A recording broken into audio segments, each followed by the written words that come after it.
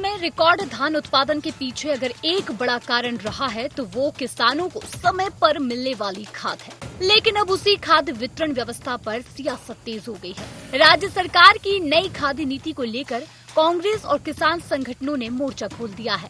कांग्रेस के पूर्व प्रदेश अध्यक्ष धनेंद्र साहू ने मुख्यमंत्री विष्णुदेव साय को पत्र लिखकर नई व्यवस्था को तत्काल वापस लेने और पुरानी व्यवस्था बहाल करने की मांग की है। कांग्रेस का आरोप है कि नई नीति के तहत किसानों को जरूरत के समय सीधे खाद नहीं मिलेगी, बल्कि पहले टोकन लेना होगा।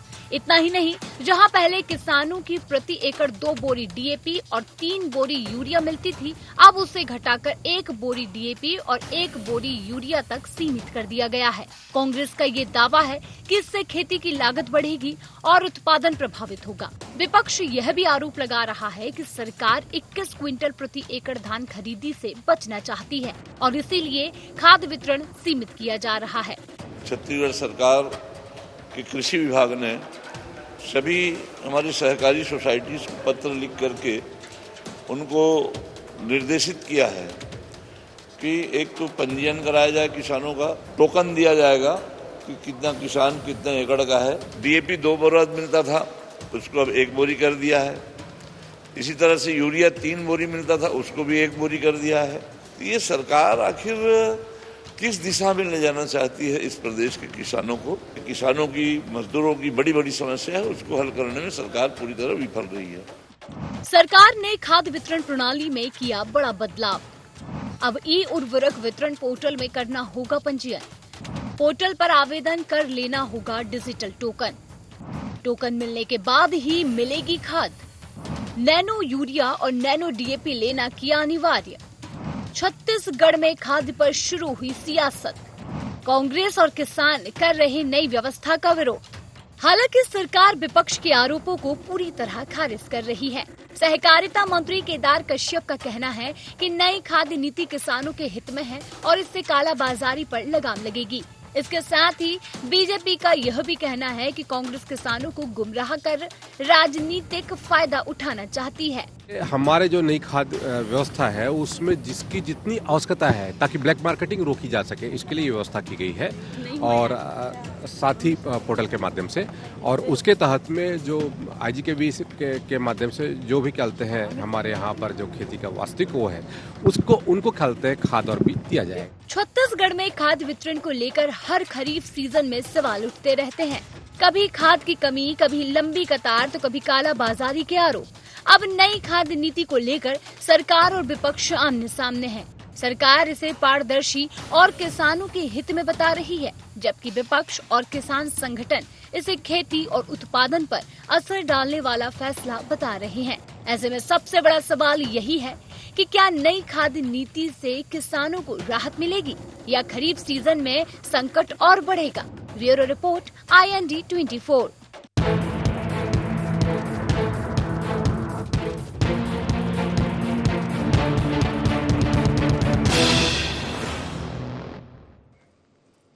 नमस्कार, जय जोहार, गुहार। छत्तीसगढ़ खाद्य नीति सियासी संग्राम में आप सभी का स्वागत है। मैं हूं आपके साथ दिव्यांशु जोशी। तो छत्तीसगढ़ में खरीफ सीजन की दस्तक से पहले ही खाद को लेकर के अब सियासत तेज हो गई है।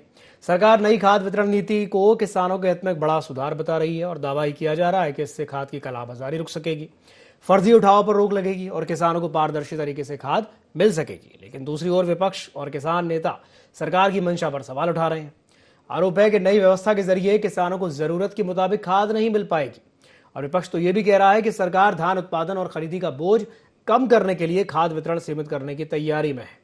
तो आज इसी विषय को लेकर के हम चर्चा करेंगे, लेकिन चर्चा करने से पहले जान लेते हैं क्या है आज के गुहार पॉइंट्स।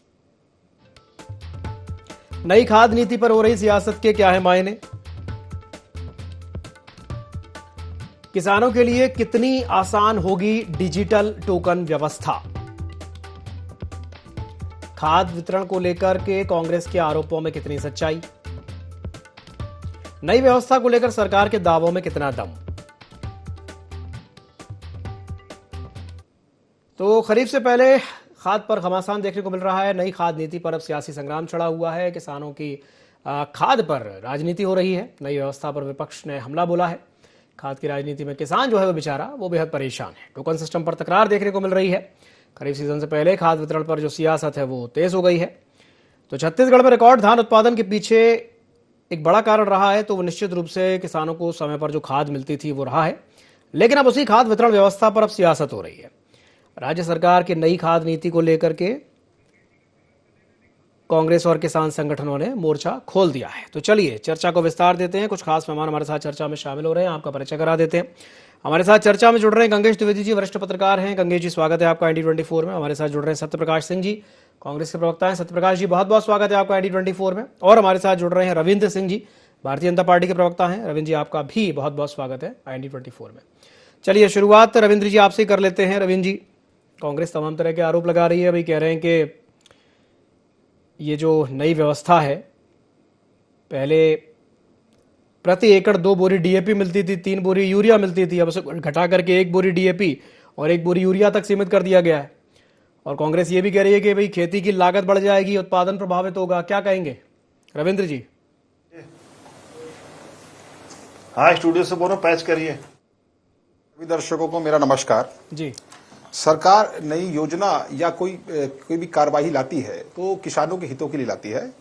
आज एग्री स्टेट परियोजना यूनिक फार्मर ID आज एक डिजिटल क्रांति के रूप में देखा जा रहा है। सरकार ने ये यूनिक फार्मर ID बनाने का कार्य कर लिया है। 33 जिलों में 18,000 गाँव में 1.19 करोड़ खसरों का सर्वे राज्य सरकार ने किया है, जिसमें आज 31 लाख किसानों को रजिस्टर्ड कर लिया गया है। शेष 9 लाख किसानों का जो बचा हुआ कार्य है वो शेष कार्य चालू है। आज इसको आधुनिकीकृत करना चाह रहा है राज्य सरकार। आधुनिकीकृत से फायदा यह है कि हमें मापन होगा, हमको पता होगा कि कितने किसान आज कौन सी खेतों पर, कौन से खसरों पर क्या बोया जा रहा है। धान बोया जा रहा है, दलहन बोया जा रहा है, तिलहन बोया जा रहा है, उद्यानिकी का खेती की जा रही है। तो सरकार इसे आधुनिकीकृत करना बहुत जरूरी है। इसे हमें उचित मात्रा पर यह ज्ञान होगा कि कितना खाद का जरूरत आज छत्तीसगढ़ राज्य में है। तो इसीलिए यह बड़ी आवश्यकता है। आज ई-टोकन की प्रक्रिया हो या खाद के लिए हो, तो आज डिजिटल होना हमारी जरूरत है। समय की बचत होती है और एक्चुअली लाभकारी भी आप इसे बोल सकते हैं। आने वाले समय में यह बहुत लाभकारी होगा। चलिए ठीक है। सत्यप्रकाश जी, वो कह रहे हैं कि भाई बड़ा ही लाभकारी रहेगा ये व्यवस्था अगर होती है तो किसानों के लिए, क्या कहेंगे? नहीं देखिए दिवांशु जी, हम अगर विपक्ष के नाते जनता की आवाज उठा रहे हैं और हम ये कह रहे हैं कि किसानों को कुछ समस्या हो रही है या किसान आज भी लाइन में लग रहा है, तो कुछ तो हो ही रहा है जमीन पे, तभी हम विपक्ष के नाते आवाज उठा रहे हैं। अभी इन्होंने बोला कि डिजिटलाइजेशन हो रहा है, पूरी मैपिंग हो रही है कि किस खेत में कौन सा फसल हो रहा है। मैं तो पहले रविंद्र सिंह से पूछना चाहूंगा, कहीं वो वाला तो नहीं है अदर किस्म की फसलें, और अफीम वाला तो यही हो जाता था। तो किस तरह की ना मैपिंग होती है आप बता दीजिए। कि अफीम की पता ही नहीं रहता था इनकी सरकार को, इनके प्रशासन को कि अफीम हो रही है, पहली बात। अब दूसरी बात देखिए, एक मैं बात हमने क्यों ऐसा बात हो रही कि भाई उर्वरक जो अगर किसानों को नहीं मिलेगा, देखिए पिछली बार से धान खरीदी इस पर कम हुई, और अगर आप उर्वरक नहीं देंगे, समय पर उनको खाद नहीं मिलेगा, बीज नहीं मिलेगा, तमाम चीज जो होती है किसानों को चाहिए वो नहीं मिलेंगी, तो उसका उत्पादन और कम होगा। और ये बोल रहे कि हम लिमिट लगा देंगे, लिमिट लगाएंगे, जो किसान उनको चाहिए ना वो फिर कहां जाएंगे? प्राइवेट मार्केट में जाएंगे। वहां 1000 रुपए की चीज 266 का जो उर्वरक है, जो सरकारी रेट है वो 1000 रुपए मिल रहा है, 1500 मिलता है। 1350 का जो DAP वो 4000 में बिकता है। तो ये महंगाई बढ़ेगी कि नहीं बढ़ेगी? किसान पे एक बोझ बढ़ेगा नहीं बढ़ेगा? कालाबाजारी होगी नहीं होगी? और मैं आपको और बता दूं, देखिए अभी मैं कुछ आंकड़े आपको बताना चाहूंगा। सरकार बोलती कि हमने पूरी स्टॉक कर ली है। उर्वरक की जहां तक बात करूं, 15 लाख का टारगेट लेके चल रही है, और अभी मई का दूसरा हफ्ता है, 51,000 मैट्रिक टन ही अभी तक भंडारण हुआ, मतलब मात्र 35.75%। उसके बाद DAP 2,25,650 मैट्रिक टन का लक्ष्य लेके चल रहे हैं, मगर सिर्फ 25% अभी तक भंडारण हुआ और मई का दूसरा हफ्ता चल रहा है। तो ये दिखता है कि आपके पास कोई नीति नहीं है, आपके पास स्टॉक नहीं है, आपको किसान को देने के लिए नहीं है, आपके पास सिर्फ और सिर्फ किसान को परेशान करने के लिए। क्योंकि देखिए किसान भी समझता है कि बीजेपी हमको देती नहीं है, बीजेपी सरकार को देती नहीं, क्योंकि यही तो है वो लोग हैं जो ट्रैक्टर चढ़ाते हैं, ये तो वही लोग हैं जो आतंकवादी हमको कह देते हैं। तो किसानों को हमेशा कहीं ना कहीं नीचे करने का उनका दबाने का काम करता है। और आपको और एक बताता हूं, आर्थिक सर्वेक्षण रिपोर्ट बताती है 2025-26 की कि पिछले साल की तुलना में इस साल 3% जो है सिंचाई भूमि वो कम हो गई है। क्यों हुई है? उसका एक और कारण है कि जो नदियां जो बस्तर तक बह रही है, जो वहां पे नदी है वो कहीं ना कहीं दूसरे राज्य में जा रही है। तो ये सब चीजें जो किसान यहाँ के छत्तीसगढ़ परेशान है। आप कहीं ना कि एक वर्ग ऐसा है छत्तीसगढ़ में जो सबसे ज्यादा बड़ा वर्ग है वो किसान वर्ग है। वो आज अगर त्राहिमाम कर रहा है और आत्महत्या करने की कोशिश कितनी की आपको मालूम है? पिछले साल जब खरीदी हो रही थी, पिछले महीने, तो इससे पहले वाली खरीदी, तो ये दिखता है कि कहीं ना कहीं किसान परेशान है और आपको ये मानना पड़ेगा। और इसमें नीति में जो बदलाव किया, आप देखिए कृषि ऋण मिलता था पहले 70 और 30 का प्रतिशत था, मतलब 70 नकदी और 30 में खाद भी तमाम चीजें, उसको बदल दिया गया, उसको अब 60-40 कर दिया गया। तो ये दिखता है कि कहीं ना कहीं आप उसको परेशान कर रहे हैं। इसलिए मैं बोलना चाह रहा हूं कि किसान अगर हितैषी है, ये सरकार बनना चाहती है, तो किसानों के लिए काम करना चाहिए। विपक्ष के नाते हमारी जो भूमिका बनती है, धर्म की जो बनता है, वो हम विपक्ष के नाते उनकी आवाज उठा रहे हैं। चलिए ठीक है। गंगेश जी, अभी आपने दोनों की बातें सुनी, सत्यप्रकाश जी को भी सुना, रविंद्र जी को भी सुना। नई व्यवस्था को लेकर के दोनों ही दलों के अपने अपने दावे हैं, दोनों ही पक्षों के। सरकार ही कह रही कि नई व्यवस्था से कालाबाजारी रुकेगी। अच्छा, मैं इसको थोड़ा और दूसरे तरीके से देखता हूँ। अभी कल की बात है जब प्रधानमंत्री नरेंद्र मोदी ने जो स्टेटमेंट दिया है, उसकी चर्चा सब जगह हो रही है कि भाई सोना 1 साल तक ना खरीदें, पेट्रोल डीजल का इस्तेमाल थोड़ा कम करें, गैस की बचत करें, गैस का इस्तेमाल कम करें। ऐसा क्यों होता है कि अचानक से एक नई व्यवस्था बना दी जाती है और जनता से कहा जाता है, ये उम्मीद की जाती है कि नहीं भाई जनता उसको फॉलो करे। पहले से व्यवस्था नहीं होती है, या व्यवस्था नहीं बनाने के पीछे जो लॉजिक, जो तर्क दिए जाते हैं कि भाई कालाबाजारी रुकेगी, पारदर्शिता आएगी, क्या वाकई में कालाबाजारी रुकेगी, पारदर्शिता आएगी, या इसके पीछे कोई और ही मंशा है? क्या, कैसे देखते हैं आप इसे, क्या कहेंगे गंगेश जी? जी वही मैं बोल रहा, देखिए आपने जो बोला ना, मोदी जी के भाषण में ये भी शामिल था कि केमिकल फर्टिलाइजर का उपयोग भी कम से कम करें। तो ये जो जितने नैनो यूरिया है और एनपीके वगैरह सारे केमिकल फर्टिलाइजर में ही आते हैं। तो पहले ही क्लियर है कि उनकी सप्लाई खाली इस साल की बात नहीं है, पिछली बार भी कम था। जब से खाड़ी युद्ध चल रहा है, रशिया और यूक्रेन के युद्ध के समय से ही इनके उत्पादन को लेकर लगातार कमी है, और वो लगातार उत्पादन प्रभावित रहा है, और भारत में उसकी उपलब्धता भी प्रभावित रही है। अब तो ये तो 100% समझ में आ रहा है, जब प्रधानमंत्री जी ने खुद स्पष्ट कर दिया कि आपको केमिकल फर्टिलाइजर का इस्तेमाल कम करना है। तो जब कहां से आएगा? अब अभी तो और बुरी स्थिति है। तो एक तो उसकी उपलब्धता बहुत कम रहेगी। दूसरी बात मैं बहुत स्पष्ट कहना चाहता हूं कि ये डिजिटल टोकन वाला जो सिस्टम है, ये पिछली बार धान खरीदी में लागू किया गया था और ये पूरी तरह से फेल हुआ। 26 साल राज्य बनने के इतिहास में 26 साल में मैंने पहली बार देखा कि धान खरीदी का सरकार ने जो लक्ष्य तय किया उससे कम खरीदी की। बहुत सारे किसान पंजीयन में छूट गए, करीब मेरे ख्याल से 2-2.25 लाख से अधिक किसान जिनका पंजीयन वेरिफिकेशन नहीं हो पाया। क्यों? क्योंकि उनके आधार कार्ड का ओटीपी, मोबाइल नंबर रजिस्टर नहीं था उनका। ग्रामीण क्षेत्रों में जो सुदूर अंचल है, वहां पे हो सकता है बहुत सारे लोग, किसानों के पास नहीं होगा मोबाइल, या होगा भी तो ओटीपी वाला समस्या है, या सही नंबर पे इसमें रजिस्टर नहीं होगा। ये सब तमाम समस्याओं के चलते बहुत सारे किसान छूट गए, जिनका पंजीयन नहीं हो पाया, तो उनको तो उनकी धान खरीदी हो ही नहीं सकी। दूसरा, जिनका पंजीयन हुआ था उनको डिजिटल टोकन समय पे नहीं मिला। सरकार ने 6 दिन का समय बढ़ाया, ले देके उसमें भी केवल उन्हीं लोग का वो जो वेरीफाई हो चुके थे। जिनको एक्चुअल जिनके लिए समय बढ़ा था, जो लोग छूट रहे थे, उनका वेरिफिकेशन करके सरकार को और जोड़ के उनकी खरीदी करनी थी धान की, लेकिन धान की खरीदी समय नहीं हो पाई। मुझे लगता है यही व्यवस्था फिर दिखेगी। डिजिटल टोकन के चक्कर में किसानों को और नहीं मिल पाएगा। अभी देखिए, जैसे सत्यप्रकाश जी ने बताया कि जिस तरह से स्टॉक कर रही है सरकार, अभी जहां तक पहुंचा स्टॉक, पूरे दुनिया में कमी है केमिकल फर्टिलाइजर की, तो उपलब्धता एक तो कम रहेगी, स्टॉक भी कम है, आंकड़ा पूरा इन्होंने दे दिया। 100% किसानों को इस बार बहुत कम उपलब्ध होगा, और डिजिटल टोकन एक बहाना बनेगा जिसमें सरकार मतलब किसान जो है चक्कर काटते रहेगा सोसाइटियों का, उनको समय पर ना खाद मिलेगा ना बीज मिलेगा, और फिर वो वापस मजबूर होगा प्राइवेट सेक्टर में जाके और 4 गुना 5 गुना दाम में उसको खरीदेगा, और फिर लागत बढ़ेगी। तो इसका परिणाम ये होता है छत्तीसगढ़ बड़ी संख्या में आत्महत्या बढ़ती है। मतलब इस तरह की जब घटनाएं होती हैं तो किसानों की आत्महत्या का केस बढ़ता है। तो सरकार कहीं ना कहीं किसानों को, इसको सरकार को अलर्ट होना चाहिए। अगर आप केमिकल फर्टिलाइजर उपलब्धि करा पा रहे हैं तो ईमानदारी से कोई दूसरा व्यवस्था करिए। आप ऐसी व्यवस्था जमाइए कि आपको यहाँ पे, जैसे मान लीजिए पिछली सरकार ने, जो कांग्रेस सरकार थी, उन्होंने मैन्योर मतलब क्या कहते हैं, जो प्राकृतिक खाद जो है, केचुए वाली खाद, इन सबको बढ़ावा दिया था, गोबर की खाद को बढ़ावा दिया था। इन सब चीजों पे जाइए ना आप जो स्थानीय स्तर पे कर सकते थे। मुझे से ज्यादा छत्तीसगढ़ की जो पुरानी पद्धतियां थी, छत्तीसगढ़ में हर घर के पीछे घुरवा होता था, गांव में आज भी होता है। हाँ। वहां से जो घर का निकला वेस्ट है, सड़ता है, वही अच्छी खाद, मतलब एकदम FIM बोलते, जो फार्म यार्ड मैन्योर बोलते हैं इसको, उसका उससे बेहतर कोई उपयोग मतलब विकल्प नहीं हो सकता खाद का। आज ऑर्गेनिक खेती क्या है? वही तो ऑर्गेनिक खेती है। उसको छोड़ के आप केमिकल फर्टिलाइजर के उत्पादन के सप्लाई के ऊपर लगे हुए हैं, अनिवार्य भी करते हैं और आपके पास सप्लाई के लिए उपलब्ध भी नहीं रहेगा। अभी से दिख रहा है, खुद प्रधानमंत्री ने घोषणा कर दिया। तो मुझे लगता है सरकार को बहुत ईमानदारी से प्रयास करना चाहिए, अधिकारियों के चक्कर में रहे। अधिकारियों का काम होता है आंकड़ेबाजी करना। पिछली बार फजीहत कराई सरकार ने अधिकारियों को आंकड़ेबाजी में, अधिकारियों को आंकड़ेबाजी से बाहर निकले मंत्री और सरकार, और उस पर ईमानदारी से प्रयास करता है किसानों को कम से कम सही समय पर सुविधाएं उपलब्ध हो सके। ठीक है रविंद्र जी, गंगेश जी की बात पर क्या कहेंगे? भाई अगर ऐसे ही चलता रहा तो किसान तो बेचारा परेशान होता रहेगा। जी जी जी, मेरे साथी प्रवक्ताओं ने कुछ बातें कही, कुछ प्रश्न उठाए, जैसे सिंचाई के ऊपर कुछ प्रश्न उठाए।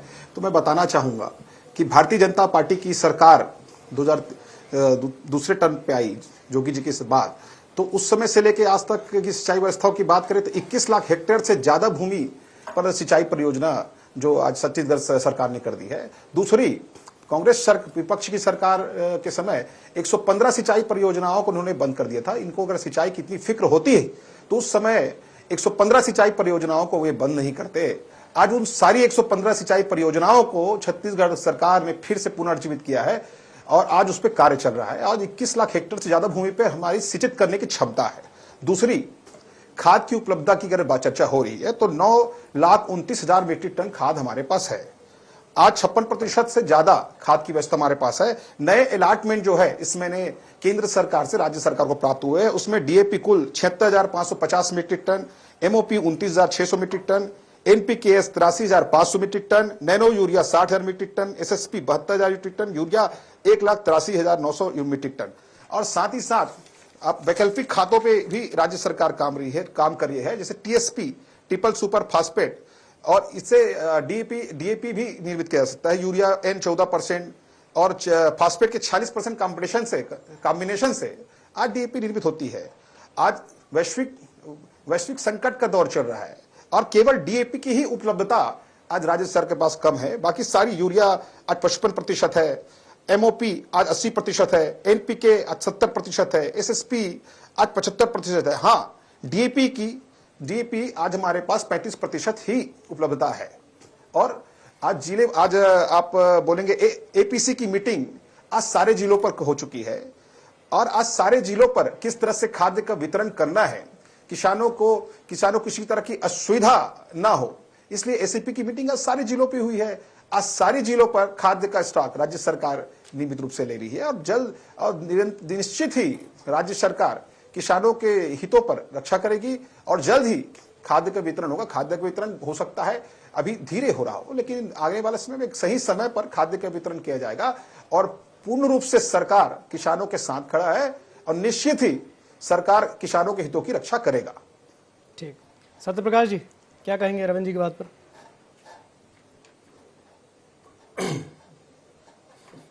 देखिए दिवांशु जी, अभी इन्होंने हमारी सरकार की बात की। देखिए मैं उस पर ज्यादा नहीं बोलना चाहता हूँ क्योंकि 2.5 साल से ज्यादा की सरकार भी इनकी हो रही है। दायित्व इनका बनता है, धर्म इनका बनता है, किसान को जवाब देना है, धर्म इनका बनता है, मगर फिर भी इन्होंने प्रश्न लगाए थे। मैं एक छोटा जवाब दूंगा। देखिए एक रिपोर्ट है ministry of environmental forest and climate change की, जो रिपोर्ट बनाता है India state of forest report. उसके आधार में बताना चाहूंगा, जब हमारी सरकार थी तो जो क्षेत्रफल होता वन का, उसमें छत्तीसगढ़ टॉप 5 में रहता। अभी का टॉप 5 से बाहर हो चुका है।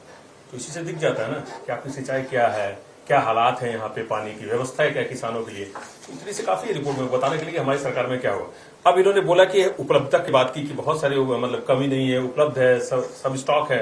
अब मैं आपको इससे पिछले खरीफ सीजन की मैं बात बताऊंगा, आपको एक चीज दिखाना चाहूंगा। ये उस समय एडवर्टाइजमेंट करते थे कि पूरा खाद है और ये तमाम चीजें, और उसके उलट जैसे अब इन्होंने जवाब दिया कि हाँ इतनी उपलब्धता है, उसके उलट थोड़े दिन बाद ही ये निकल जाता था टेंडर कि खरीदना है हमको डीएपी, खाद खरीदना है। तो सरकार सिर्फ प्रचार में चलता है। ये तो आपके सामने है। अभी देखना कुछ दिन बाद फिर इसका भी आ जाएगा। तो ये दिखता है कि जमीनी हकीकत क्या है। आपने भी बात की रजिस्टर्ड, अरे कई किसान ऐसे हैं, दिव्यांश आप भी जानते हो, गंगेश भैया बैठे हैं, कि जो समितियों में नहीं जाते, जो रजिस्ट्रेशन नहीं करते, वो अपना एक अलग व्यवसाय करते हैं, अलग तरीके व्यवसाय करते हैं, प्राइवेट कंपनी को बेचते हैं, तमाम चीजें। तो क्या वो किसान नहीं है? क्या उनको खाद नहीं मिलेगा? वो कहाँ जाएंगे ये बताइए आप। तो इसी से दिखता ना। और ऊपर से पोटाश का 300 रुपए प्रति बोरी आपने रेट बढ़ाया अभी केंद्र सरकार ने, एनपीके का 180 प्रति बोरी रेट बढ़ाया है। तो ये दिखता है कि जब से सरकार आई है केंद्र में, युवा रोजगार के लिए लाइन में लग रहा है, आम आदमी नोटबंदी के लिए लाइन में लग रहा है, व्यापारी और जीएसटी के लिए लाइन में लग रहा है, और किसान वो खाद बीज के लाइन में लग रहा है। मगर हमारे मोदी जी जो नॉन बायोलॉजिकल प्रधानमंत्री हैं, वो प्रचार के लिए लाइन में आगे लगते हैं, पीछे नहीं लगते, आगे लगते हैं, रैली आगे करते हैं, बाकी सब लोगों को पीछे लाइन में लगा देते हैं। तो ये इनकी विचारधारा है, हर एक उस वर्ग को लाइन में लगाना, हर एक निम्न वर्ग को, मध्यम वर्ग को नीचे कर देना, उनको बढ़ाना नहीं है। खासतौर से किसानों की अगर बात करो, आप तमाम एनसीआरबी के डाटा उठा कर, मैं 2021 का आपको एनसीआरबी का डाटा बताऊंगा। 10,000 से ज्यादा किसान आत्महत्या की है देश में। ये मैं नहीं बता रहा हूं, एनसीआरबी का आंकड़ा बता रहा है। 9,936 इतने आत्महत्या क्यों हुई है? अगर आपने इतना ही अच्छा काम किया किसानों को, तो आत्महत्या क्यों बढ़ी? अभी भी 2.5 साल के अंदर कितनी आत्महत्या बता दीजिए आप। तो ये दिखता है ना, ये दिखता है कि आपने काम क्या किया है। मगर जब हमारी सरकार थी, आत्महत्या रुकी। आपको याद होगा इनकी जब सरकार थी, 15,000 से ज्यादा किसान 15 साल में आत्महत्या की थी, और हमने एनसीआरबी डाटा तब भी बता रहा था। तो ये दिखता है किसकी सरकार में काम हुआ। हमारी सरकार में इस टाइप की चीजें क्यों नहीं आ रही थी, इस टाइप की खबरें क्यों नहीं चल रही? रविंद्र जी, सत्यप्रकाश जी की बात का जवाब हम अभी भी राजनीति नहीं करना चाहते। आप उनको दीजिए, किसानों को हक दीजिए, उनको एमएसपी दीजिए, उर्वरक दीजिए, खाद दीजिए। ठीक है, ठीक जी। रविंद्र जी बोलिए जी। छत्तीसगढ़ के इतिहास में छत्तीसगढ़ राज्य बनने के उपरांत सबसे ज्यादा अगर धान खरीदी किसी राजनीतिक दल की पार्टी ने की है, तो आज भारतीय जनता पार्टी की सरकार ने की है। 1,49,00,000 मीट्रिक टन धान खरीदी की है। और ये उपलब्धियों की बात कर रहे हैं तो छत्तीसगढ़ राज्य देश की में सर्वाधिक धान की किस्मों वाला राज्य है। आज प्रधानमंत्री बीमा योजना में छत्तीसगढ़ राज्य को सेकंड बेस्ट परफॉर्मिंग स्टेट का दिया गया है। सबसे ज्यादा अगर धान की फसलों की खराबी होती है तो हमारा स्टेट जो है सेकंड नंबर पर भुगतान करता है। गरीबों की बात करते हैं तो मैं बताना चाहता हूं, 73 लाख परिवारों को मुफ्त राशन श्री नरेंद्र मोदी जी के नेतृत्व में विष्णुदेव साय जी दे रहे हैं। 24,64,00,000 टन चावल का वितरण राज्य सरकार ने किया। सार्वजनिक वितरण प्रणाली के अंतर्गत 79,47,000 परिवार को राशन सामग्री का वितरण जो है छत्तीसगढ़ सरकार ने किया। तो गरीबों के साथ कौन खड़ा है, ये तो इन चीजों से स्पष्ट हो जाता है। और भी चीजें है जिसे हम चर्चा कर सकते हैं। गंगेश जी, स्वास्थ्य सेवाओं में अगर बात करें तो 2 सेकंड जिला अस्पताल 7 है और 30 है। ठीक है, ठीक है। गंगेश जी आपकी टिप्पणी और फिर सत्यप्रकाश जी से भी टिप्पणी ले लेंगे। कुपोषण दर छत्तीसगढ़ राज्य में गिर गया है। जी, ठीक जी। गंगेश जी देखिए, मेरा एक बहुत सीधा सीधा कहना है कि अभी मामला खाद की उपलब्धता का है। खाद की उपलब्धता खुद प्रधानमंत्री ने जब कह दिया केमिकल फर्टिलाइजर का इस्तेमाल कम करें, और सबको स्पष्ट है कि बहुत ज्यादा मात्रा में केमिकल फर्टिलाइजर नहीं आ पाएंगे, उपलब्ध नहीं हो पाएंगे। सरकार को तत्काल प्राकृतिक साधनों में जाना चाहिए, FIM में, फार्म एंड मैन्योर में जाना चाहिए, केचुए खाद में जाना चाहिए, जो अपने यहाँ से प्राकृतिक रूप से ऑर्गेनिक खाद है उस पर जाना चाहिए।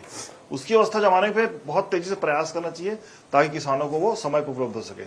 दूसरी बात, ये टोकन सिस्टम जो है, डिजिटल टोकन सिस्टम, देखिएगा 100% जून के बाद जब फसल लगने की बारी आएगी ना, तो इसमें रिजल्ट आने शुरू होंगे कि लाखों किसानों का इसमें पंजीयन ही नहीं हो पाया, इनको टोकन ही नहीं मिल पाया, फिर से वही कहानी रिपीट होगी। ये सब मुझे लगता है डिजिटल टोकन वाला जो है ना, आधुनिकीकरण के नाम पे जो है अधिकारों को फैलाया हुआ मायाजाल है। इस सरकार को उससे बाहर निकलना चाहिए और किसानों के हित में काम करना चाहिए ताकि किसान उनको दुआ दे और आगे 2 साल 3 साल बाद ठीक से उड़ भी दे। बिल्कुल सही कहा जी। सत्यप्रकाश जी कुछ कहना चाह रहे थे। रविंद्र जी आपके पास भी आऊंगा। सत्यप्रकाश जी भी कुछ कहना चाह रहे थे, उनकी बात सुन लेते हैं, फिर आपके पास आते हैं। जी सत्यप्रकाश जी। बस जी दिवाशी, देखिए अभी इन्होंने अपनी खरीदी की बात की, साल दर साल कमी। देखिए मेरे पास 15 साल का इनका डाटा है। मात्र 3 साल ऐसा रहता था मतलब जिससे पिछले साल से खरीदी ज्यादा हुई, बाकी हर साल कमी। और हमने हर साल 5 साल में बढ़ोतरी हुई। इनके औसतन निकाल दो 50 लाख मेट्रिक टन औसतन इन्होंने खरीदी की 15 साल में। हमने कितना किया? 93 लाख मेट्रिक टन। तो ये इन्होंने तब भी किया था, और 2300-2400 बोल के 1200-1300 देते थे ये लोग। और आज भी अगर 3100 देने के लिए मजबूर भी हुए तो भूपेश बघेल सरकार की वजह से। किसने 2500 दिया, किसने 2800 तक दिया, ये क्यों 1200-1300 देते थे? तो ये दिखता है जवाब दीजिए, हमने वो काम किया। इनको पता है कि किसान आज जाग चुका है, इनको पता है किसान आज आवाज उठा रहा है, इनको पता है किसान आज पूछेगा। खरीदी की बात करें, इनकी मजबूरी हो गई है, खरीदी की बात करें आ रही है, ये दिखता है। 3,719 करोड़ रुपए का बचत का बकाया कांग्रेस सरकार ने जो बचत बकाया छोड़ गई थी, किसानों को भुगतान नहीं किया था, उसकी भुगतान राज्य सरकार बचत भारतीय जनता पार्टी की सरकार आने के बाद हुआ। उसके बाद वर्तमान वर्ष में हमने 1,49,00,000 मीट्रिक टन की खरीदी की। उससे पिछले वर्ष पर 1,40,00,000 मीट्रिक टन की खरीदी की। उससे पिछले वर्ष पे 1,33,00,000 मीट्रिक टन। तो ये लगातार बढ़ ही रहा है। 35,000 करोड़ से ज्यादा का भुगतान राज्य सरकार ने किया। राज्य सरकार केवल कृषकों के साथ साथ आज भूमिहीन पंडित दीनदयाल उपाध्याय भूमिहीन कृषि चलिए इसका भी ध्यान रखा जाए कि किसान परेशान ना हो, वरना वही बात होगी जो बात गंगेश जी कह रहे हैं कि किसानों को बाद में परेशान ना होना पड़े। इसका ध्यान सरकार को ही रखना पड़ेगा। चलिए बहुत बहुत धन्यवाद। ऑफलाइन की भी सुविधा सारे सहकारी केंद्रों में है। ठीक है। चलिए बहुत बहुत धन्यवाद आप तीनों मेहमानों को हमारे साथ जुड़ने के लिए, चर्चा में शामिल होने के लिए। तो समय की बाध्यता के चलते चर्चा को ही समाप्त करना पड़ेगा। खबरों का सिलसिला लगातार जारी है, आप बने रहिए ID24 के साथ। नमस्कार।